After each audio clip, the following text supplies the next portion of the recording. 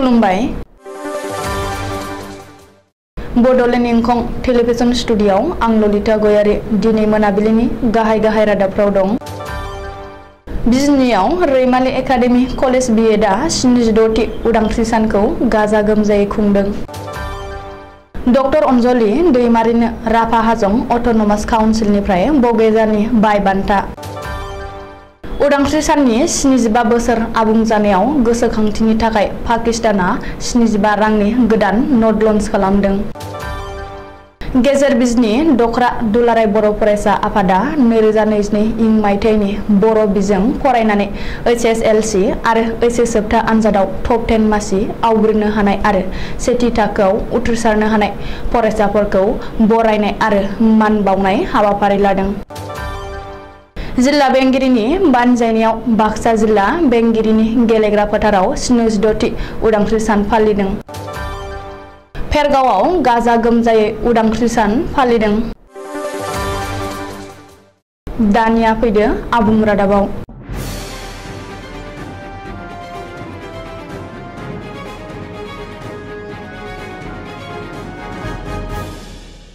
गुबुन गुबुन बोसोरनि बादिनो देग्लाय बोसोर 2022 25 आगस्ट 76थि उदांस्रि सानखौ जोबोर गाजा गोमजायै खुंदों। गिबियाव फुंनि 8 रिंगायाव रैमाली एकाडेमी कलेज बिएडनि भाइस प्रिन्सिपालजों लोगोसे रेक्टर इन्द्रजित दासआ माहारियारि फिरफिलाखौ बिरहोयो। बेनि उनाव 8:30 रिंगायाव मोनसे हारिमुआरि हानजा सुरनाय हाबाफारिखौ जागायो। बे हारिमुआरि हानजा सुरनाय हाबाफारिखौ रैमाली एकाडेमी कलेज बिएडनि चेयारमेन राजेन बसुमतारिया फिरफिला दिन्थिनानै जागायहोयो।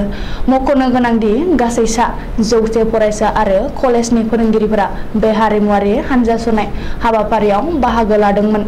रैमाली एकाडेमी कलेज बिएडनि केम्पासनिफ्राय जागायनानै दलहापारा गेरगुवाबारि आरो मौतारा गामिखौ गिदिंखननानै दिनैनि बे 76थि उदांस्रि सानखौ जोबोर गाजा गोमजायै फालिनायखौ नुनो मोन्दों। सोलोंथाइगिरि समाज सिबियारि थुनलाइगिरि आरो साहित्य एकाडेमी बान्था मोनगिरि डक्टर अनजलि दैमारिनो दिनै 15 आगस्ट 76थि उदांस्रि सानाव राभा हाजं अट'नमास काउन्सिलआ बगेजानि बाय बान्था गथायदों। गवालपारा जिल्लानि दुधनैयाव बे बान्थाखौ गथायदों। मख'नो गोनांदि डक्टर अनजलि दैमारिया बानाय गैया मेंनाय गैया आइजो माहारिनो समाज गसंनानै थांना थानो थुलुंगा होनाय एबा वुमेन एम्पावारमेन्टनि थाखाय खामानि मावनायनि थाखाय राभा हाजं अट'नमास काउन्सिलआ देग्लाय बोसोरनि 76थि उदांस्रि सानाव बे बान्थाखौ गथायदों। बड' वुमेन जास्टिस फराम दानायनि गेजेरजों डक्टर अनजलि दैमारिया समाजखौ सिबिबोदों।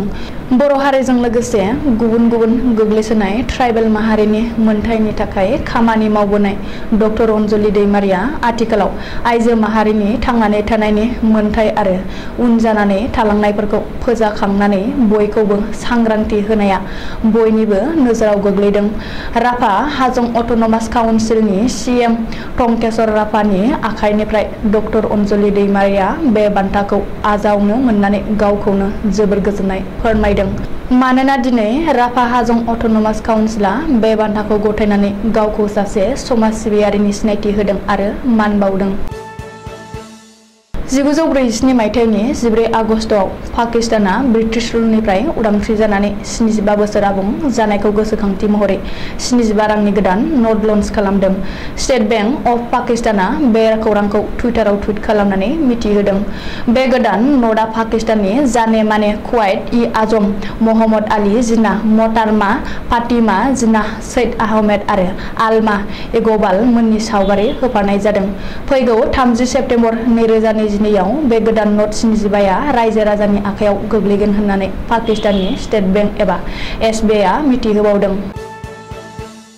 बाक्सा जिल्लानि सालबारि महकुमानि बेन्दोंआव थानाय सानजौरां बर' गेजेर फरायसालियाव गेजेर बिजनी दखरा दुलाराय बर' फरायसा आफादनि बानजायनायाव दिनै 2022 इं मायथाइनि बर' बिजों फरायनानै HSLC आरो HS आनजादाव टप 10 मासि आवग्रिनो हानाय आरो सेथि थाखोआव उथ्रिसारनाय फरायसाफोरखौ बरायनाय आरो मान बावनाय जादों।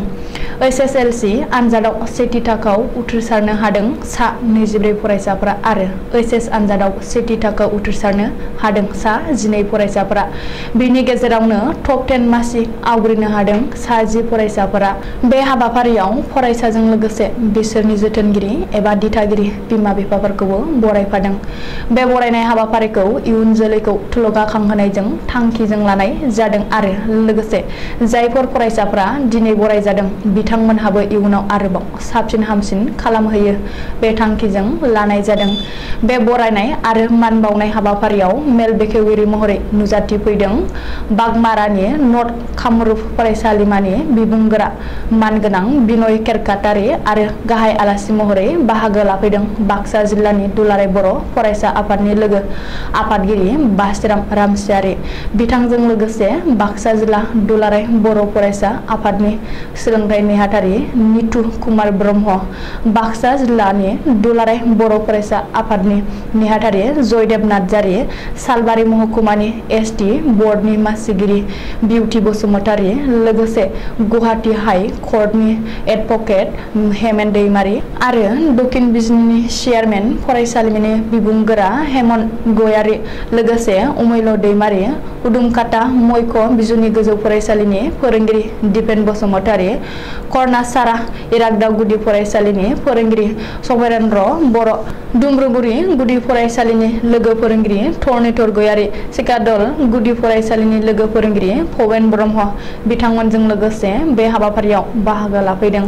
बे बरायनाय आरो मान बावनाय हाबाफारियाव बाहागो लाफैनानै बिथांनि थांखि जानाय बुंथिगिरि बाक्सा जिल्ला दुलाराय बर' फरायसा आफादनि लोगो आफादगिरि बासिराम रामसियारि बिथाङा गावनि बेसेन गोसा बिबुंथिनि गेजेरजों फोरमायदों दि गासै फरायसाफोरखौ दानि जाखांफुनाय फरायसाफोरखौ थुलुंगाखांहोनायजों लोगोसे बरायजानाय फरायसा फरायसुलि बिथांमोनखौबो हारिनि साफा साफा राफोद फुंखा सुबुं जानो हायो बेखौनो खावलायदों आरो जाहाथे गोरों गोरा जानानै बुहुमाव बर' माहारिखौ गेरेमसा हारि दानायाव मदद होनो हायो आरो गाव गसंथानायजों लोगोसे हारिनि फारसेबो नायफिननांगोन अब्लासो बर'आ इयुनाव गेरेमसा हारि दानो हागोन आरो बेराफारसेथिं समाजनि माखासे गाज्रि थासारि जेरैहाय ड्राग्स जौ जुवा बायदि गारि मटर साइकेल सलायनायनिफ्राय गोजानाव थानो थाखाय खावलायदों आरो गावनि थांखियाव गोख्रोङै दावगालांनो थाखाय बयखौबो खावलायदों।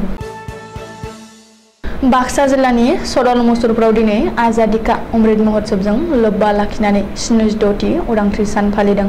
गिबियाव मुंख्लंफोरनो मान होना बिबार बावो बाक्सा जिल्ला बेंगिरि मसान्दा मेगदालिन पार्टिना आरो बरमा बियाबनि एमएलए भुपेन बर', बिटिआरनि इएम राकेश ब्रह्म आरो खनसायम दास आरो गोबां हादर सिबियारिफोरा। गोबां बायदिसिना रोखोमनि रैखाथि हान्जाफोर, दाब दाब जायगानि फरायसालिनिफ्राय फैनाय फरायसा फरायसुलिफोरनि रोजाबनाय मोसानाय आरो बायदिसिना हाबाफारि दिन्थिफुंनायजों लोगोसे गोथार हारिमायारि फिरफिला बिरहोयो बाक्सा जिल्ला बेंगिरि मसान्दा मेकादालिन पार्टिना, बरमा बियाबनि एमएलए भुपेन बर', बिटिआरनि इएम राकेश ब्रह्म आरो खनसायम दास आरो गोबां सुबुंफ्रा बाहागो लाना 15 आगस्ट सानखौ गाजा गोमजायै फालियो। फेरगाव महकुमानि हायुंगिरिनि बानजायनायाव हादरनाङैनो उदांस्रि सान फालिनाय लेखायै उदालगुरि जिल्लानि फेरगावआव 76थि भारत उदांस्रि सान फालिनाय जायो। फिरफिला बिरहोनायनि सिगां महकुमा बेंगिरि दीपक फुजाया मार्च पास्ट हानजानि मान लायो आरो फिरफिलाखौ बिरहोयो। बेनि उनाव मावसोम हानजाफोरनि मान नाजावखांनायनि उनाव फेरगाव महकुमानि सिङाव थानाय गुबुन गुबुन बिथिङाव खामानि मावनानै गोजों मुं खामायनो हानाय गेदेरमा सुबुंखौ मान बावना बरायो। बे हाबाफारियावनो फेरगाव ओनसोलनि गेदेरसिन खौरांगिरि गणेश डेका आरो उज्जवल दासखौ बरायो हायुं आफादनिफ्राय। दिनैनि बे उदांस्रि सान फालिनाय हाबाफारियाव कलायगावनि एमएलए दुर्गा दास बर', बिटिआरनि इएम दावबायसा बर', बारग' इएम लोमस्राव दैमारि, बारग' लेङाइ बुंथिगिरि नेरसोन बर' आरो गोबां रायजो राजाफ्रा बाहागो लानानै उदांस्रि साननि हाबाफारिखौ जाफुंसार खालामो। दिनै मोनाबिलिनि रादाबा एसेनोसै, गोजोन्थों।